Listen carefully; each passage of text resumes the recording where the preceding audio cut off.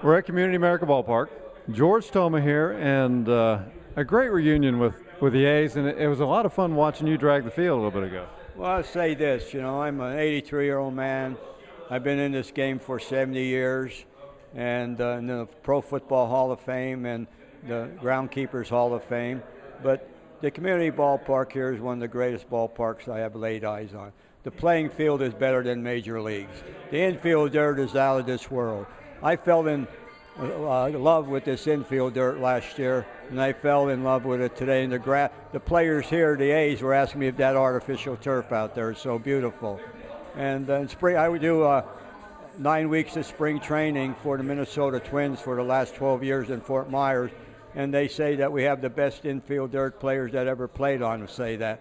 But this infield dirt tops the one down here that I have in Fort Myers. Well, and I think I think our ground screw guy might be, we'll call him like a great-grandchild of yours. I think a couple generations removed from working with you. Well, actually, they're all good people, here. And you can't beat Chris Brown, and you can't beat the ownership here.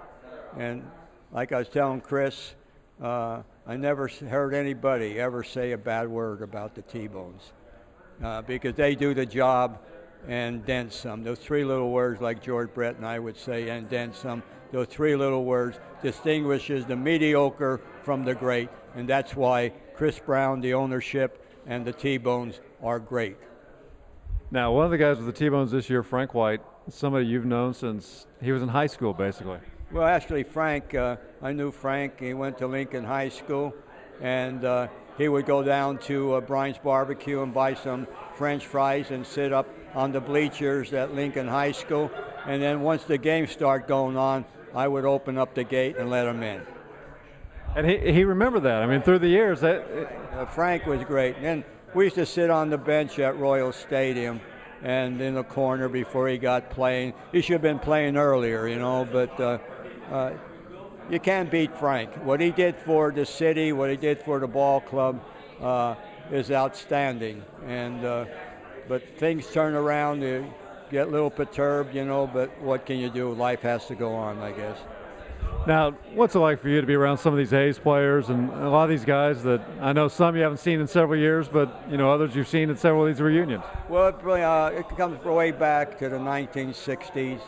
I took over Municipal Stadium in '57, and then we had Philadelphia moved here. Then Charlie O. Finley had the ball club, and a lot of these ball players, I knew, and Lusick, Georgia Lusick, a lot of them there, and they were great ball players, and they did a good job, and it's just an honor and pleasure to be associated with a great organization at the Athletics, and Jeff Logan, who puts this on with his crew, and then Chris Brown and the ownership, the Miller family of the T-Bones.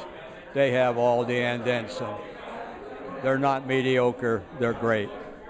Well, and finally, one of the things we saw out here, the sheep out in center field, one of Charlie Finley's deals. We got a rabbit, a guy dressed up as a rabbit down here, but a lot of great Finley stories. A lot of the guys didn't really like him that well, but you have a lot of respect for him, didn't you? Well, it's like this. Say 83 years old, 70 years in the game, worked for a lot of major league clubs, consulting, football, baseball, soccer, traveled the world on fields, but Lamar Hunt treats me good. Ewing Kaufman treats me good. And the greatest owner, though, I worked for was Charlie O. Finley. And they were all good owners. Charlie didn't have a front office. He was Charlie. You know what I mean? He used to tell me, if you have a problem, always go to the horse's mouth rather than the horse's fanny, see? We're hearing a lot about the All-Star game this year here in Kansas City. 73 is the main one we hear about, but a lot of people forget the A's hosted an All-Star game as well. Yeah, we had one back, can't think of the year now, I think probably, but it was like this. We had football, baseball, and soccer at the old stadium, and we never resodded. We never resodded the fields in all those years. We did once when Finley moved to Oakland, but they didn't have anything there.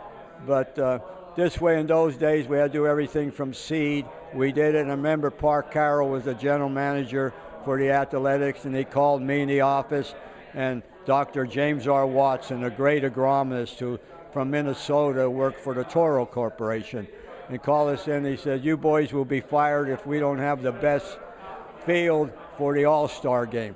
And we did it with grass seed. You know, I mean, we never saw it in all those years. You know, now you see clubs, they saw it 2-3 times a year. Some clubs are paying as much, almost $20 a square yard for sod. And we had to do everything with seed. Well, George, it's great to see you as always. You're looking great, and we're glad you're here this weekend. Well, thank you, and to all your fans and the T-Bones and everybody listening to this or looking at this. May all your good fortunes be as numerous as blades of grass and then some.